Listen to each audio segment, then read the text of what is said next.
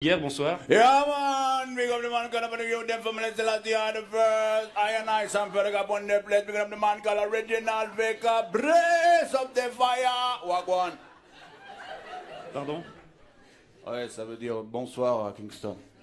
D'accord. Alors, vous êtes un consommateur régulier de cannabis, vous êtes aussi membre d'un groupe de reggae suisse, Brada Framanada Mada. Brother Framanada Mada, man. C'est quand tu es frère, tu es brother, mais tu n'as pas la même maman, man. Brother Framanada Mada, brother Framanada Mada, brother Framanada Mada.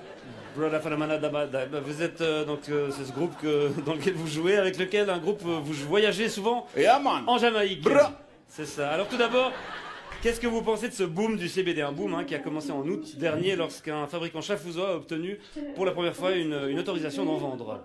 Man, moi je trouve c'est rigolo de voir les clients qui vont acheter une ou deux têtes de weed comme si c'était des chiclettes.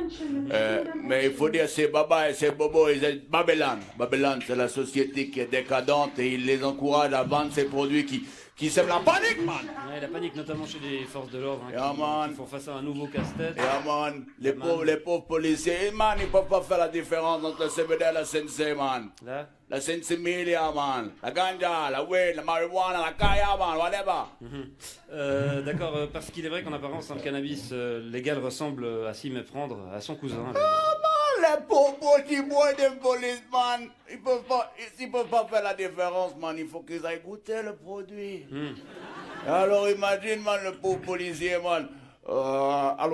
Excusez-moi, vous pouvez me présenter vos papiers à rouler d'identité. Ce sera pas possible, man. Des moyens qu'on n'a pas dit l'honneur, Oui. Je rappelle que cette variante du cannabis ne tombe pas sous le coup de la loi fédérale sur le stupéfiant, une loi de 2011, puisqu'elle contient moins de 1% de THC. Bombo clad de fire, bon aguande, man. Il faut savoir qu'on obtient ce tabac en manipulant la plante. En la manipulant. En manipulant la Ouais. plante. Génétiquement.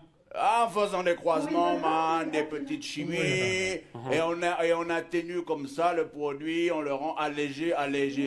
Et aujourd'hui, man, c'est pas tout comme ça dans la société, man. C'est exactement la même chose comme les sodas sans sucre, les yogourts allégés à la gélatine de porc, ou l'huile d'olive sans olive, man. Ça va pas, man. C'est pas du vrai cannabis, selon Man, vous. non, man, la vraie weed, la vraie ganja.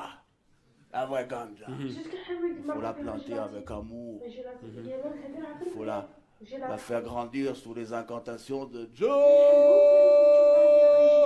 Rastafari. Et ensuite, il faut la récolter, la faire sécher, la fumer pure, sans tabac, man. Comme dans la chanson. Give me the weed, good ganja weed, but I want it, whatever they got it for the weed, dude. Ah! Ah, bon, naturel ou pas, le cannabis contenant un taux de THC élevé. Man. C'est quoi THC? Tétrahydrocannabinol, tétrahydro peut-être. Yeah, Cannabinol. C'est d'abord une drogue et contre laquelle les pouvoirs publics sont censés lutter, monsieur Frediger. Et pourquoi, man, on ne pourrait pas lutter d'abord contre l'alcool, man? L'alcool, man. Interdire l'alcool, man!